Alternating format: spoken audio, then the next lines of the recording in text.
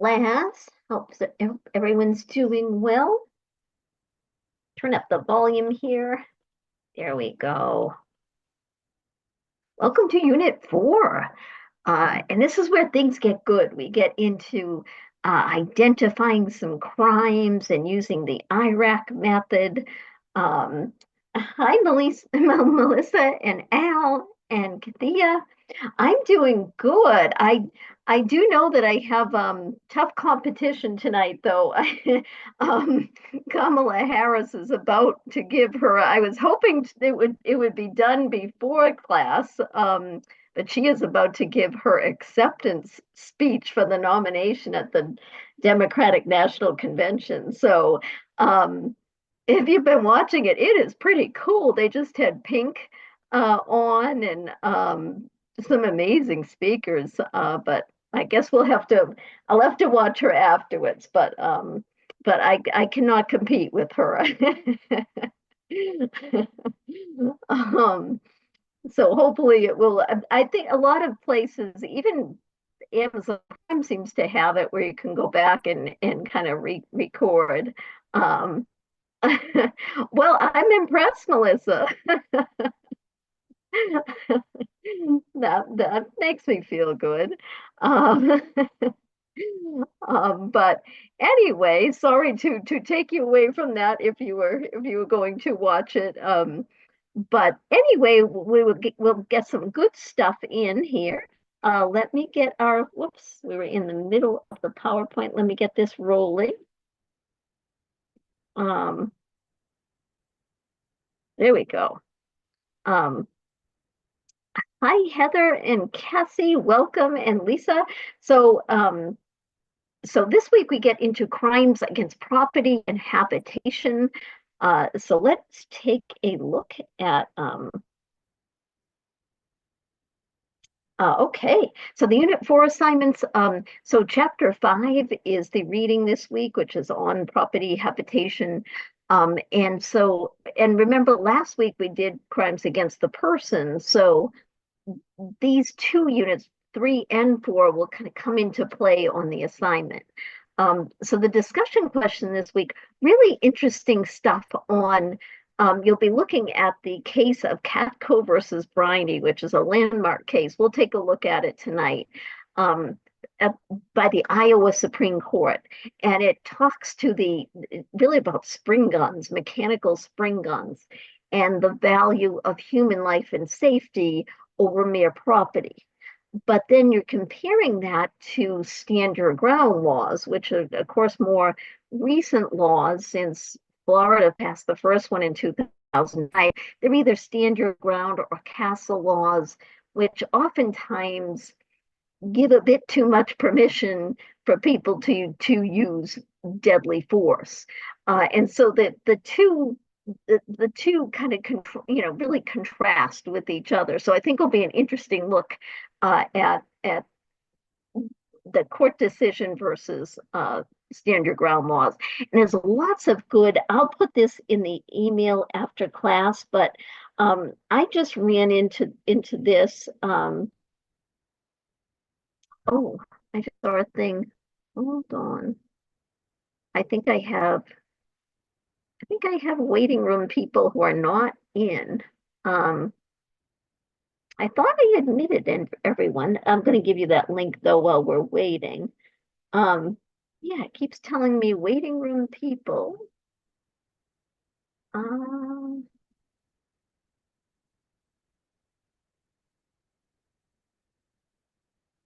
I don't know. I think everyone's in here.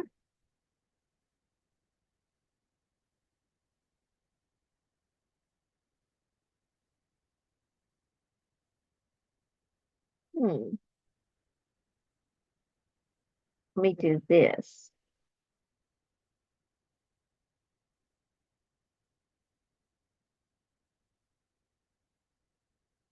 Sorry about that. I just want to make sure I'm not leaving someone out. Um, okay, I disabled the waiting room. So hopefully it looks like everyone is in. Um, but I keep getting this foolish message saying that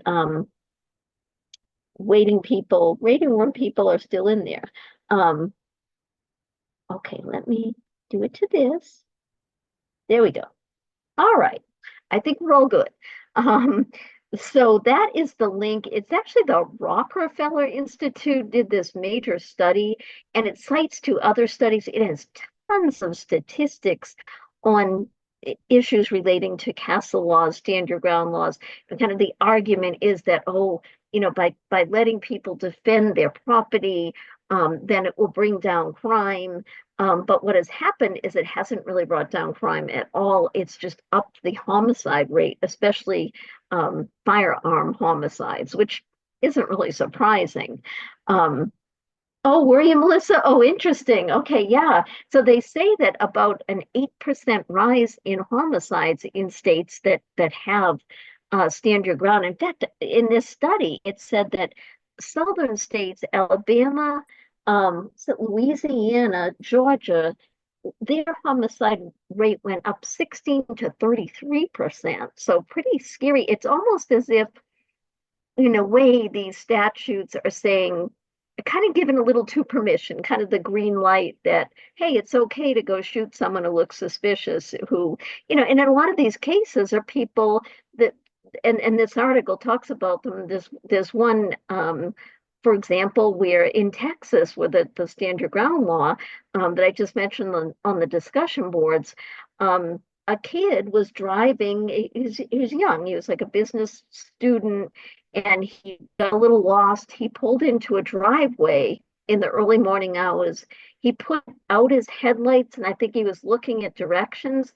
This guy came out of his house and killed him, just shot him once, and then continued and just killed him. There was another case. Remember the one in, I want to say, I think Mississippi, where the kid went up to get his siblings, and it was the wrong house, and they shot and killed him. So cases like that are just outright scary. So it's kind of that study. There's others that I listed in my initial post, that really kind of make you look at the stand your ground laws in a different light. Um, but let me get, I don't know how I lost the PowerPoint. There we go. So we are back here. So that will be a good discussion. The Unit 4 assignment is a fictional crime spree. And we'll look at the facts of this. And you'll be identifying the crimes and then bringing in the Colorado statutes and applying them to the facts of the case.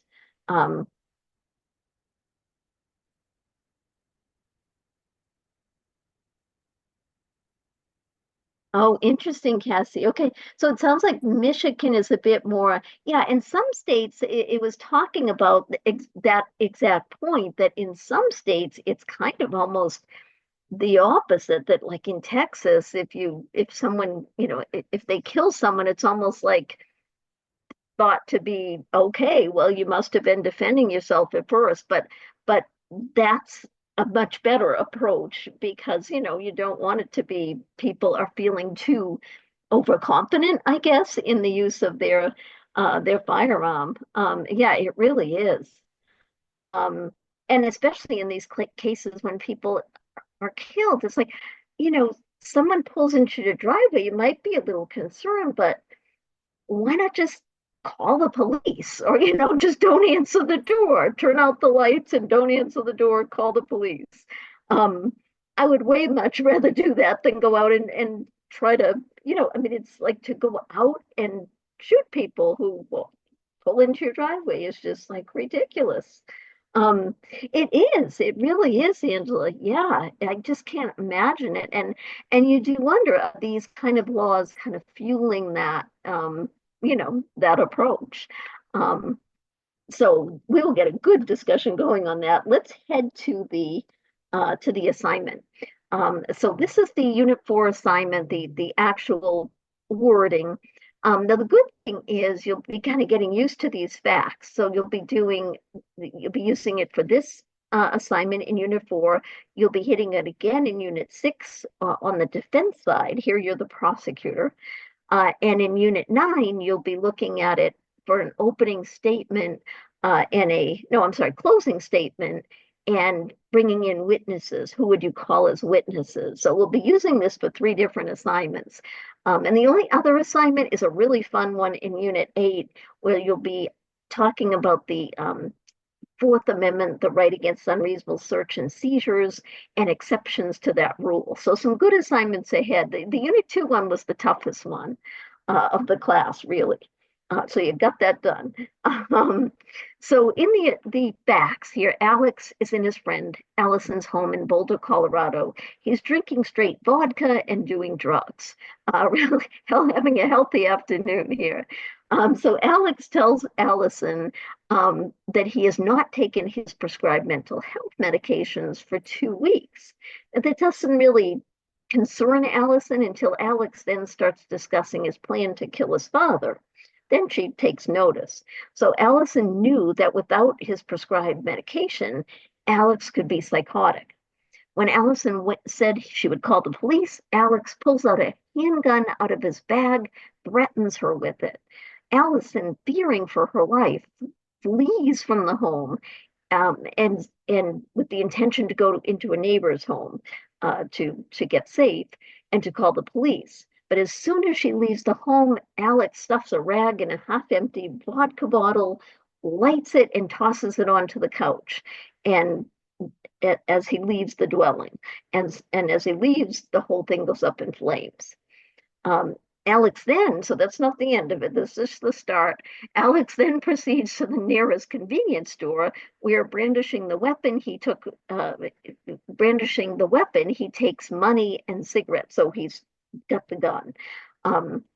Alex then drives to the home of his father in Colorado Springs, Colorado. So this is all done in the state of Colorado, where he breaks down the door by kicking it in and shoots his father to death. So quite adventurous day here. It was a wild night for sure. So yes, so you have many crimes to analyze here, as you can see, and possible defenses as well. But in this assignment, you're all about identifying the crimes. You're the prosecutor, so you don't have to worry about defenses at all at this point. The local police arrive and they find Alex unconscious on the living room floor. They revive him. He says he has no memory of what happened the last several hours.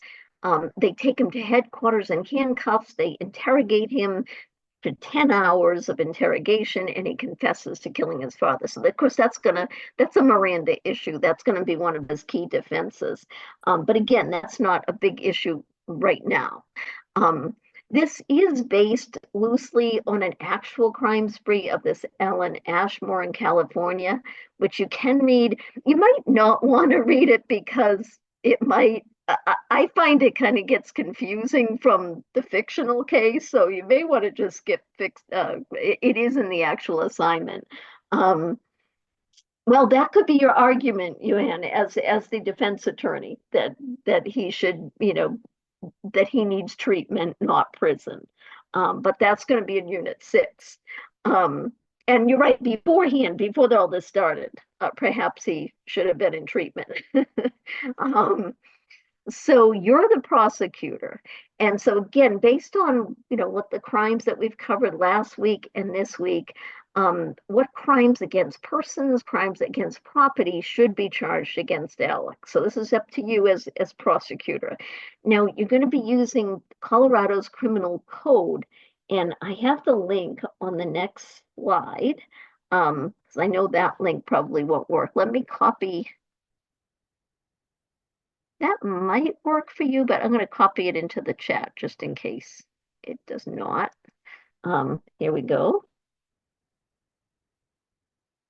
So that will bring you to kind of the overall title of the Colorado statutes. And then you'll see sort of subtitles under that, crimes against persons, crimes against property. So you'll have to click on that and then find the particular crimes that you're thinking would be best to analyze. And then it breaks down each crime into the required elements that you'd have to show. And one thing gets a little tricky. We talked about robbery, for example, as a crime against the person because it is a violent crime against the person. Colorado actually lists it as a crime against property. So that can vary. But basically, you want at least one crime to be against the person. So murder, the murder of the father is a good one to roll with, and that could be murder in the first degree if you decide to charge that. And remember, you're the prosecutor. You want to go for the best. You want to go for what is reasonable, but you also want to go for the highest crime that you can get. Um, One crime must be, so three total crimes. One must be against the person. One must be against property. So arson, burglary, any of those could work, but three total crimes. Um, Yes, and it does. So if you click on that link, then it will actually have subtitles, and one says crimes against people, crimes against property. Um, but if you choose, for example, murder and arson, um, and robbery, that's going to fit the bill. So you just need one that's purely against the person, and that could be even, you know, assault uh, against, I forgot her name. What is the Allison. Um, yeah, okay, good. Um, so I don't think that will be a problem. It just wants one against the person. There's probably more against property that you could bring in. Um, so let's take a look at the IRAC method. So this is the perfect chance. If you've used the IRAC method before, I think sometimes it gets a bad rap because it gets very technical, but I think it's actually kind of a fun approach because it really makes sense for an issue like this. I have to say, I think sometimes IRAC method is thrown in to other classes where maybe it doesn't belong, but here it belongs. Um, you could definitely bring in more if you wanted to. So you want at least three. And so, if you choose three and you really go through the whole IRAC method with those three, that would be great. If you want to pop in another one or two, that's fine too.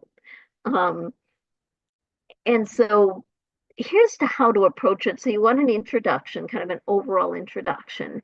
And then in the next part, this is where you're going to be hitting each of the three crimes. Sure, no, good question. So that's where when you identify the crime. So say we'll go over an example on the very next slide. So I won't make something up here, but you list the crime, and that can become sort of an issue. Is this you can simply just list the crime, or you can say, did Alex commit, you know, first degree murder when he killed his father, for example, or in the death of his father. Um, then you want to bring in the key wording of the statute. And oftentimes it's better to actually quote the key provisions. You don't want to quote the whole statute because then the reader's just going to get lost. So you want to kind of point to those key provisions. And sometimes it's better to use the actual wording of the statute rather than to kind of sum it up in your own words. Because remember, the prosecutor has to prove these elements that are in the statute beyond a reasonable doubt. So these are important words, the elements. So, and we'll see how you can do that. And then you do the application. So you apply the elements that are in this statute to the facts, and then you conclude, yeah, based on this, it looks like Alex is going to be convicted of whatever the crime is. And then you go on to the next crime. So you do this IRAC method, the issue, rule, application, conclusion for each of the three crimes. So let's take a look at how this would play out. So I did one crime of aggravated robbery. Alex, when he goes into the convenience store, he is armed with a handgun, and that would meet the elements of aggravated robbery under Colorado statute. And this, by the way, is how you cite to the Colorado statute. It's Colorado revised statute, and it's that that's the actual Blue Book format. So I have that again on the next slide. So you can just kind of copy that and go with that particular um, format for your statutes. Um, so here are the, now this is a long statute, but you can really kind of quote just the key wording of it. So a person who commits robbery is guilty of aggravated robbery if during the act of robbery or immediate flight therefrom he is armed with a deadly weapon with intent, if resisted, to kill, maim, or wound the person robbed. Or B, he knowingly puts the person robbed or any other person in reasonable fear of death or bodily injury. Or D, he possesses any article used in a fashion or fashioned in a manner to lead any person who's present reasonably to believe it to be a deadly weapon. And he has a gun in his hand. So this would not only be robbery because he's stealing the, I think it was the cigarettes. It wasn't anything major, but he's still stealing items from this store, and he's doing it against against the wishes of this person in the store, at using force and violence basically. Um, so that's when, so now you have the key, and not every one of them will be that long. This is kind of a complex statute, but then you apply these elements to the scenario. And you could say, well, when Alex entered into the store, he was armed with the gun. He most likely, um, most likely, let me go back to the facts to see how they worded what he did in the store. Um,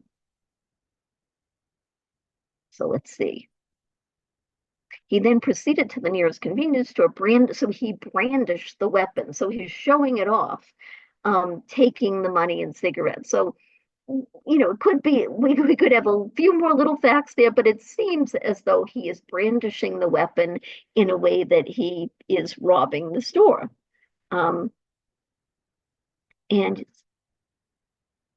that's a great, I'm so glad you asked that, Melissa, because I would say no to that, because then I think it gets off.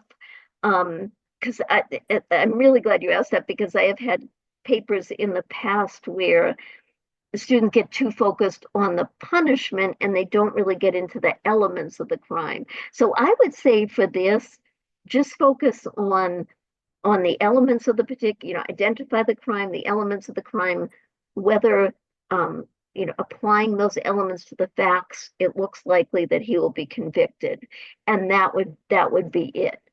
So you would not need to get into prison time, because that's going to be actually in separate statutes too, like kind of oftentimes criminal, a set of criminal statutes will have the elements in one, and then the sentences, the punishments in another.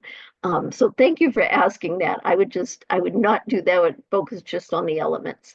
Um, and then you conclude, is it likely the prosecutor will be able to prove the elements? And that's yay, I reckon. So it really is, I think, even though it looks a little bit technical, the IRAC method, it really is just kind of legal analysis at work. This is what you would do if you pictured yourself as the prosecutor. Of course, you'd want to look at the statutes, you'd identify the crimes, you'd look at the wording of the statute, and then you'd apply it to the facts and conclude. So it really makes sense. Uh, um, so let's see. Will the conclusion part be the application? Yeah, yeah, that's a perfect way to think of it, Heather. Exactly. So you're in the application, you're applying the law to the facts, you're kind of going through, you know, how he might have met those elements. And then the conclusion is exactly that. You're saying, based on the analysis, it does look as though, so most of the work is in the analysis. And you could basically say, based on the analysis above, it does look likely that he will be found, he will be found guilty, or the prosecutor will be able to prove the elements of aggravated robbery. So yeah, exactly. Um, so let's see if we have a little more on this. Hi, Johanna.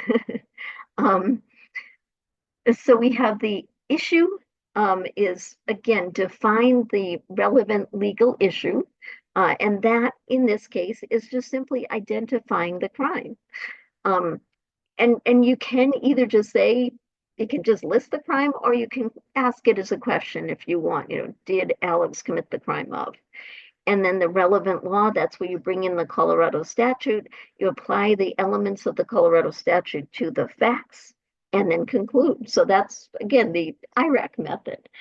So you do want to go through that for each crime. You don't want to blend them all together, because then you kind of lose track. It's much more right on point if you hit each crime one at a time.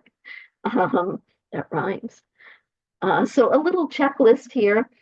So did you identify at least three crimes? So at least, say two against the person, one crime against property, or, as long as you have a good mix there. Did you locate the applicable Colorado statute in your analysis and this mentions FIRAC. Remember, it's just IRAC with the facts in front. But I think IRAC says enough, because you're already kind of in the introduction. Let me go back to that. So here, before you get into before you get into the particular crimes, I think it would be good to give sort of a brief overview of the facts, so that you're saying, what happened, but try to, as this says, don't restate the facts, because then it's going to be, if you just kind of take the facts as they're stated, first of all, it's going to put up the Turnitin score, but you want to kind of sift through and get those, just the key facts of the scenario. And then you can kind of mention them in more detail as you do the actual, IRAC method. But it would be good to put that up there. So it's not, so each crime, you don't have to, of course, do FIRAC and mentioning the facts all over again. So it really is IRAC. If that hopefully that makes sense. And then did you apply the facts of each crime to the statute? Did you show internal citations? So this may be a paper where you're not really, you maybe want to refer to Hall for maybe a general definition of what robbery is, for example. But for the most part, you're really focusing on Colorado statutes. So again, you might not have the typical in-text citations. You're going to have more of the Colorado statute citations. And this is how you would cite these. So again, that's all you need. And I left out the date because that's not really that important here. We're using this. I think this is the best source to use, this particular link. That's the same link I put in earlier. I can put it in again just to make sure you have it. And I'll put it in the email after class too. But for example, you're just saying Colorado revised statute and the little, I can't think of what that thing is called, the squiggly mark. And you may want to copy it. It is on Word, but it kind of takes a few steps. So I usually end up cheating and copying it from like that. And so there is a good source too, just as we're on the topic of legal citation.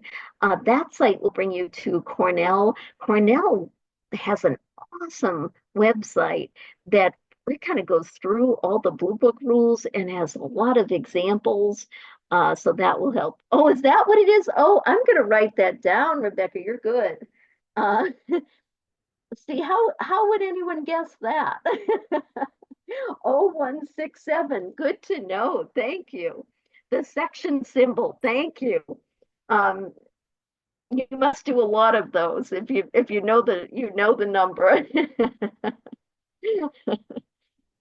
um,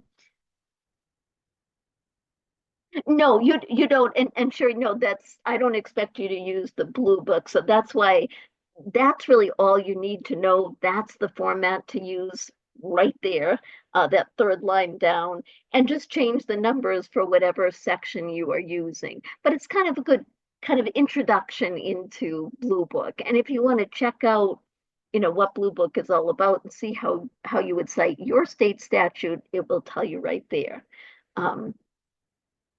Oh, okay. Set up a shortcut in Word. Oh, that's nice.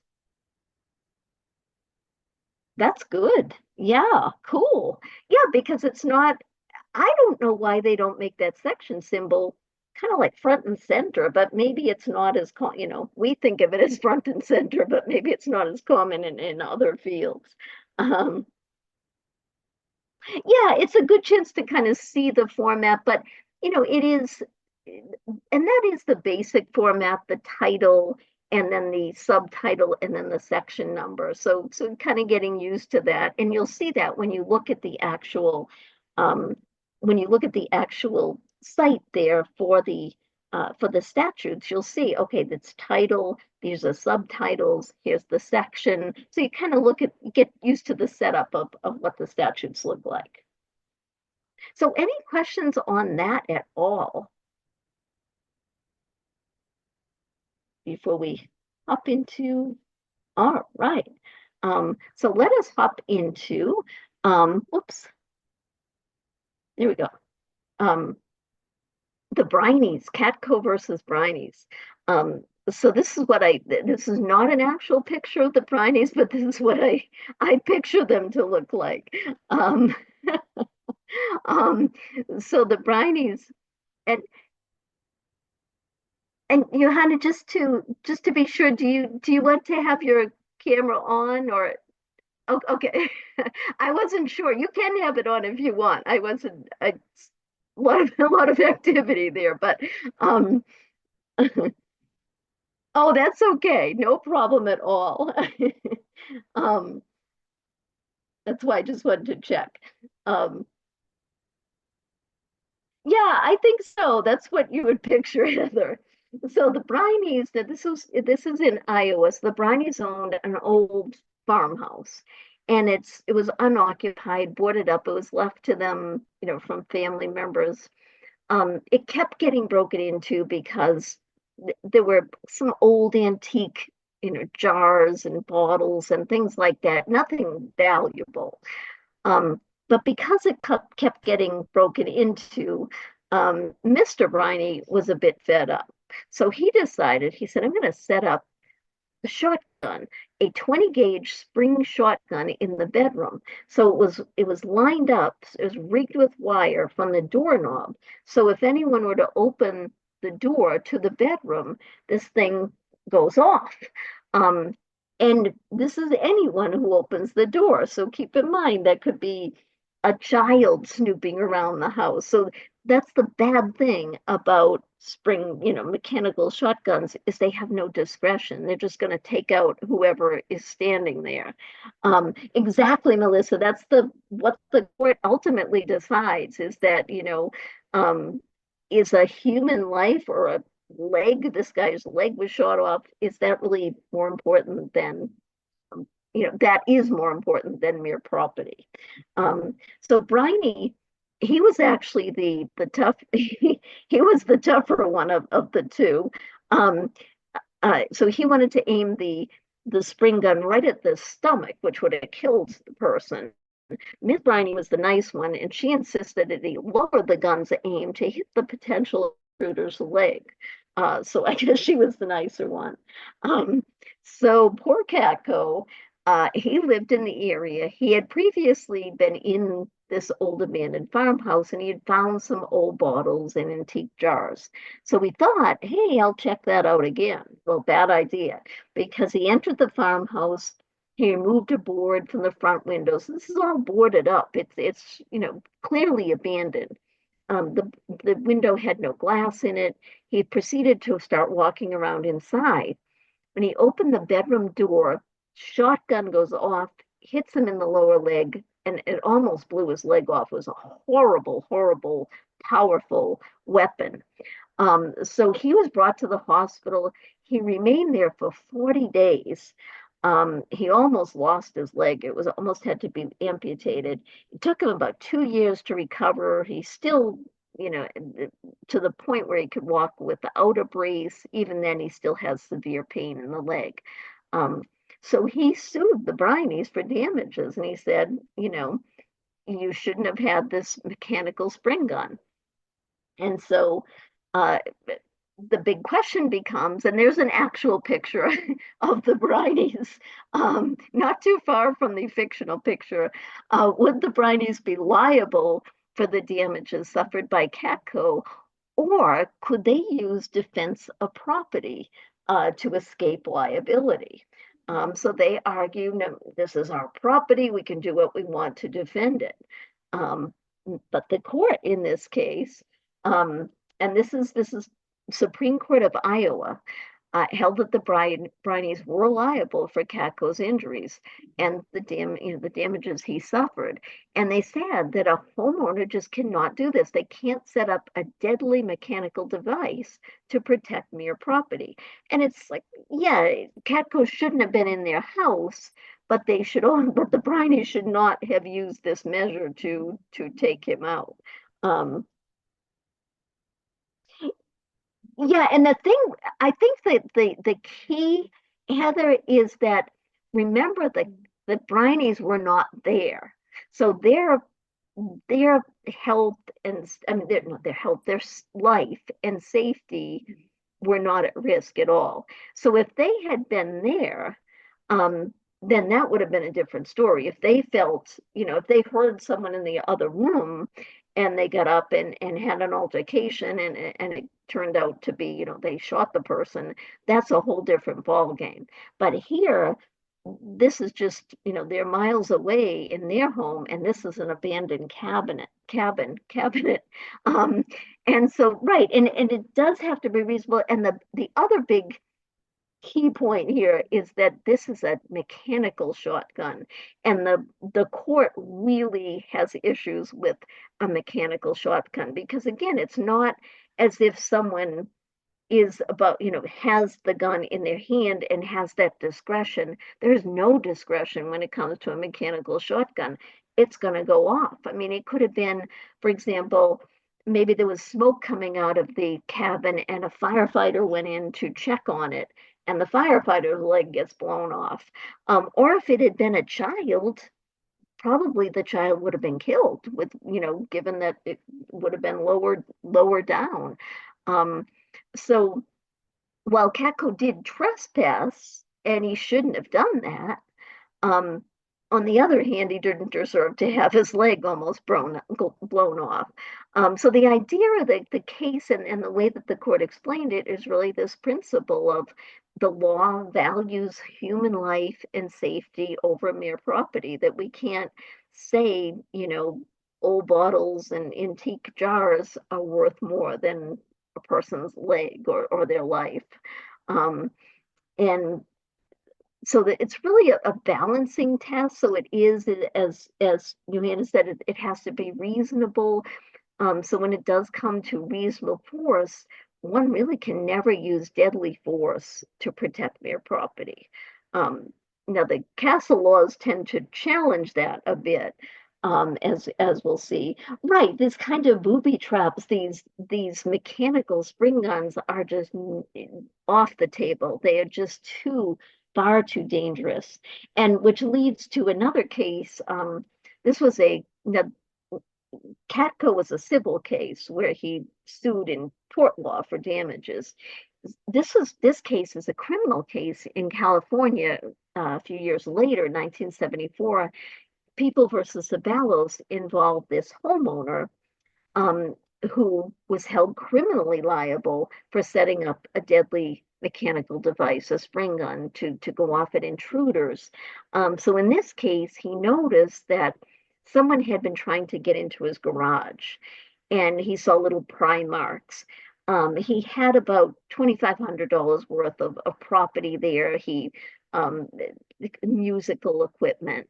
And he occasionally would sleep there. I guess if he would play music late at night, he might sleep there, but it wasn't his regular residence place. It was the garage. Um, so he saw that the garage doors were, besides the Primark, they were actually bent. Um, and so he set up a loaded 22 caliber pistol and he aimed it right at the middle of the garage door and connected the pistol to a wire. So the pistol would go off if the door was open. So if anyone came over and opened that door, they're just getting shot. Um, that's true. It really is premeditated in the sense that he intends that that gun goes off to whomever may lift that door. Um, I do believe it was attached to the house. Um, I think it was. They didn't say otherwise. Um, so the culprits in this case who were trying to get to the musical equipment were actually pretty young kids, a 15-year-old, a 16-year-old boy, who had been after the musical equipment. They did return to try to steal the equipment again. They're unarmed, no dangerous weapons. One boy started to lift the garage door, pistol hit him right in the face. So I mean, it just shows again, no discretion. It's just going to go off and hit whoever lifts that door. So Savalas was then charged with assault with a deadly weapon, and the jury found him guilty. He did appeal, trying to claim that he was lawfully protecting his property. Um, but the Supreme Court of California said, nope, that a person cannot protect his property by setting up a deadly mechanical device to go off whenever anyone opens the door. And in this case, the court did a really good job of explaining the problem with it, too, is that you know, this is the main problem with mechanical devices. It could have been a firefighter, a police officer, a curious child, completely innocent or doing their job, who would have been shot because this mechanical device has no discretion or mercy. Um, Now, again, this is a different case. If he had been sleeping in the garage that night, say, and he heard kids, he heard the movement out there, someone trying to get in, then he may have felt my life is at danger. He could have, maybe he had a weapon. He probably could have used it if he had a reasonable belief that his life was at risk. But that's a whole different ballgame from a deadly mechanical spring gun device. Yeah, so pretty. Yeah, I think he was ultimately found guilty of assault assault with a deadly weapon. Um, but that took, that was a pretty serious punishment in that case. Um, in the words of the court, the California Supreme Court, they said deadly mechanical devices are without mercy or discretion. Such devices are silent instrumentalities of death. Powerful words there. They deal death and destruction to the innocent as well as to the criminal intruder without the slightest warning. The taking of human life or infliction of great bodily injury by such means is brutally savage and inhumane. So very powerful words from the court. And the court in this case cited back to the Catco case, but really even brought it further home. So a couple important cases there. Um, Let me go ahead here to, he would, yeah, that's a great question. Um, Even if he put a sign up, you know, saying, even if he said mechanical spring gun device, he could not use it. He just cannot do it no matter what kind of warning one puts up. Because probably, if you did put up, maybe people think that, oh, they're just saying that. Um, so it would still be, he'd still be liable. I mean, it would have been nice to put up that warning. Maybe they wouldn't have entered, but it still's not going to save. It won't save them. Um, yeah, excellent point, Andrea. Exactly. I mean, you could say it's not premeditated to one particular person, but it's premeditated that anyone who opens that door is going to get it. And at the very least, knowingly, exactly. Um, so excellent. So let's go on to some more crimes against property and habitation. So we have arson, burglary, and a lot of these are showing up in our Alex scenario. We've got arson. We could have burglary of the father's house, for example, theft crimes in the convenience store. So a lot of these could come into play, and you can identify the Colorado statute. So arson and burglary technically are crimes against property. But they're also said to be crimes against habitation because the idea is that, when someone sets another person's home aflame, they're messing with their sanctuary, their place of habitation. And the same thing with burglary. It's messing with the sanctuary of their home. They're home asleep at night, and someone is entering their home. So it really kind of goes to this idea of that, a man's home is their castle.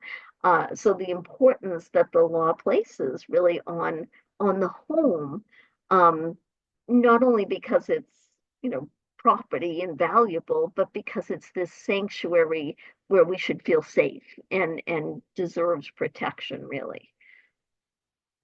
And that's why the term castle law comes from too, is that, originally the idea was that um, if there's an altercation, then you could retreat. And some states still, there are about 30 states, I think a few more than 30 states that have stand your ground laws. The others still have a duty to retreat when outside of one's home. But if you're in one's home, there isn't always there are some states that still have a duty to retreat. The idea is if you can avoid the altercation, avoid violence, just step back and let it go, is the idea. Um, so that's kind of the origin of the castle doctrine, as the idea that when you're at home, you have more right to stand up, stand up for your rights and you wouldn't have to flee your own home. Um, Looking at arson, so arson is defined as the malicious and willful burning of a building. Now, Colorado is going to have its own definition of the elements of arson, too.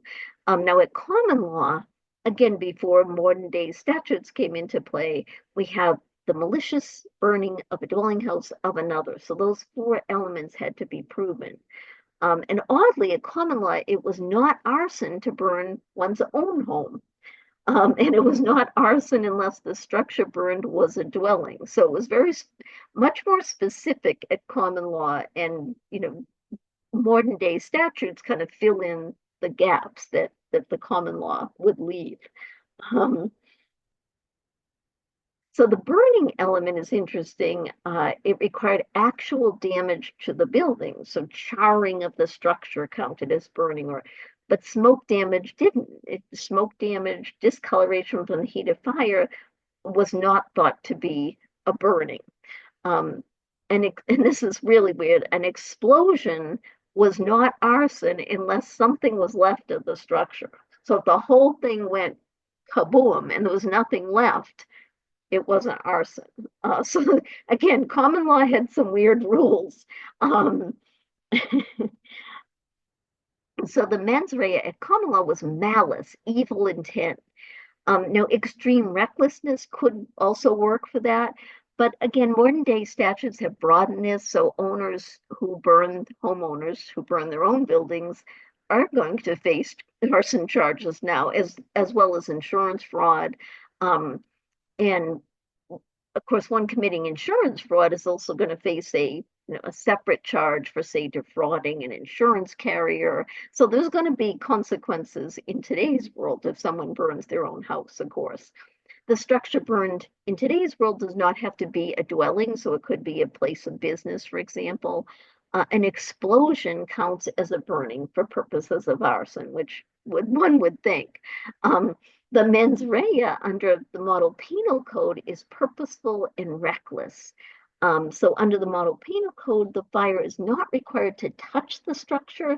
The burning requirement is met once the defendant sets the fire. So much broader coverage in today's modern statutes.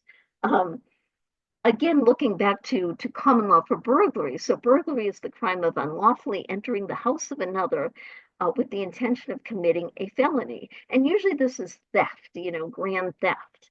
And so the elements were a breaking and an entering the dwelling house of another in the nighttime with intent to commit a felony therein. All of those elements had to be proven. And now, of course, modern day statutes extend that definition to buildings. The crime doesn't have to be committed at night, but When it is committed at night, usually the punishment is more severe because the idea is that people are, if it's a daytime breaking and entering, likely the people aren't there, and there's much less chance of violence and harm to the occupants. But if it's done at night, there's much more likelihood of violence breaking out and harm to the people who own the house. So the breaking is that part where, the person breaks into the house, entering. So say this guy has lifted up the window, maybe broke the lock, lifted up the window. Now he's entering by having his arm in there. It's clearly the nighttime. We'll assume it's the dwelling house of another, and say he intends to commit a theft of valuable goods inside the house. That would meet the elements of burglary. Um, let's try some little practice questions here. So there's Chloe. As you can see, she is breaking and entering. Now, the actus reus of burglary is the breaking. So which of the following scenarios, and this is in our reading, it really goes into the different, and again, it seems weird to have to study the common law, but remember, it's really important to know it because if you go on to law school, you will study common law crimes and you actually will be tested on it in the bar exam. Um, so, which of the following scenarios count as breakings? And this is all in chapter 5. So, number 1, Clyde leaves the front door of his house wide open to let the warm spring air in. Chloe sees the open door and walks right into Clyde's house through the open door with intent to steal his famous works of art. Has Chloe committed a breaking? What do you think on this one?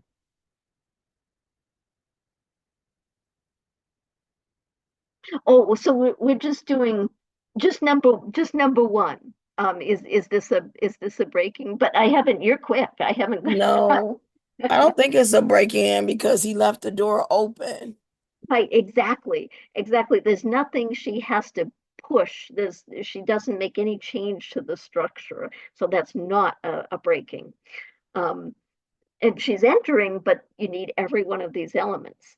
Number 2, Clyde leaves the front door of his house open, but the wind blows it almost closed.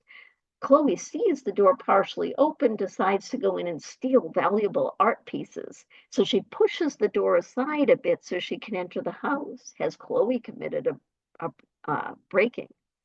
What do you think? Yes. Yes, she has, exactly. Because she pushed the door. She physically had to change that structure. Um, and so she doesn't have to, pick the lock. She just has to push the door. Same thing with the window. She doesn't have to break the lock. If the window is open, she pushed it up a little further. That's still a breaking. Um, Clyde locks his door at night and goes to sleep. Chloe picks the lock and enters the house to steal his art. Is this a breaking? It is. It is because she's picking the lock and entering the house. So definitely she was breaking. Um, Now, I don't know why she won't leave poor Clyde alone, but she's still at it. Chloe knocks on Clyde's door, tells him she's with the gas company and would like to check his stove and gas tank following reports of a strong gas odor in the neighborhood. Chloe is not with the gas company, but rather she plans on getting into Clyde's house and stealing expensive rocks from his collection when he's not looking. Is this a breaking? What do you think on this one? Yeah, exactly. It's a deception fraud. It's a constructive breaking because she's using fraud to make her way in. Uh, um, and so it definitely is a breaking. Number 5, Chloe breaks one of Clyde's windows to get into Clyde's house to steal valuable items near his window. She reaches in through the hole in the window and grabs the items without having to crawl into the house. Is this a breaking? Yes, Yes, because she broke the window. exactly. It's a breaking. And is it an entering? Yes. Yes, you got it. All she needs to do is reach in. She doesn't have to go all the way in. Awesome, you've got it. Um, so modern burglary statutes, again, they expand things quite a bit. So it doesn't have to be the dwelling of another. It could be an office building, a pharmacy, an RV. Um, and the breaking entry is actually pretty much eliminated. There just has to be an unlawful entry. So how much easier it is to prove it these days. Um, it doesn't have to be committed during the nighttime. But and this was a messy thing for cases. The court wouldn't say, well, it's nighttime if it's after 6 p.m. It's nighttime if the victim can no longer discern the face of the perpetrator. It was very confusing, lineup of cases to try to interpret the meaning of these elements. But even today, burglary committed at night will bring a more serious punishment, because again of that likelihood of danger to the occupants in the home. So most states today, there's four elements for burglary: an unlawful entry of any structure or building for the purpose of committing a felony or stealing from the premises once inside. Um, and so they do keep the mens rea of burglary, though, to commit a felony therein. So that could be really any type of felony. It could be grand theft, it could be murder, it could be rape, kidnapping. So any of those serious felonies. It could be, if the defendant intends to commit a misdemeanor, it's not burglary. So that's kind of an interesting element that still exists.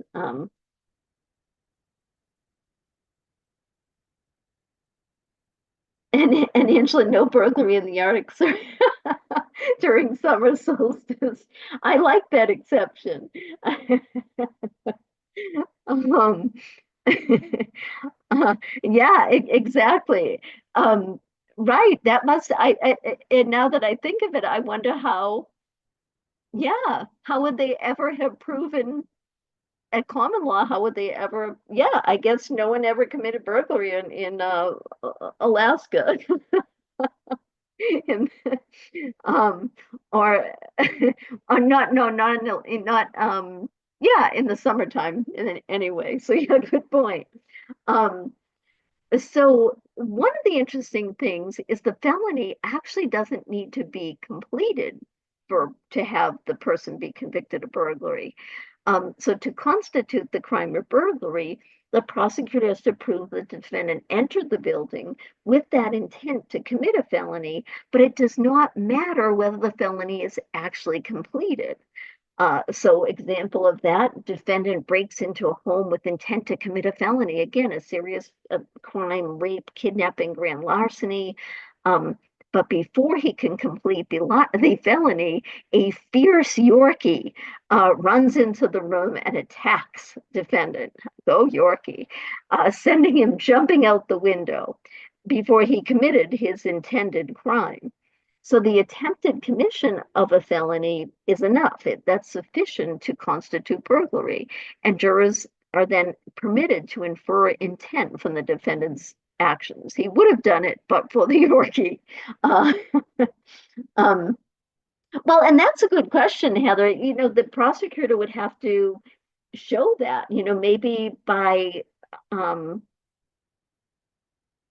that is a very that's part of the case that um and it usually is for example, it may be that perhaps they could show that the defendant knew the victim. Perhaps the defendant had a history you know uh, of grand larceny. Maybe it was a personal thing with the victim where they were aiming to kidnap, a child in the home, or murder or rape. But it could be difficult to prove that particular felony.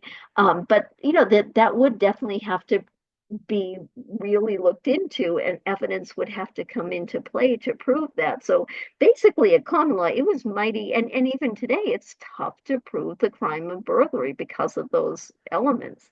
Um, so we do have 1 minute left. I just want to mention really quickly theft crime. So many states, and it says this on the next slide, many states now combine theft crimes. But just to kind of for those states that do not combine them into one theft crime, it's good to know the difference between embezzlement, larceny, and robbery. So embezzlement is the fraudulent conversion of property. So it's usually the defendant has lawful possession and then they convert it. So say an employee who does the accounting at a law firm, they have lawful possession of all this money, but then they decide, oh, this is a lot of money. I want to go to on vacation, a long vacation. I'm going to take all this money and go. So they're converting it to their own use. That would be embezzlement. Larceny is taking the personal property without consent, so taking it from someone. So that could be, kind of a shoplifting type of crime. Robbery is kind of larceny. Think of it as larceny plus.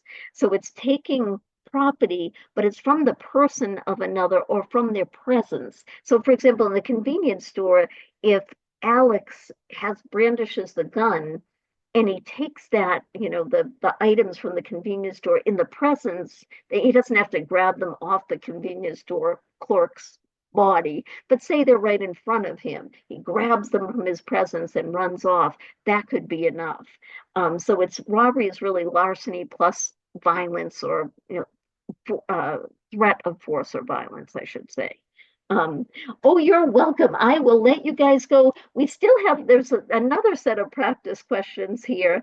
Maybe we can go through them at the start of our next class, but I will send the PowerPoint. So if you want to kind of go through them as you're doing the reading, sometimes it's a little fun to test after reading the chapter. So good work tonight. Good work on those breaking and entering. We got Chloe on all of those charges. Have a good night, all. You too, Andrea.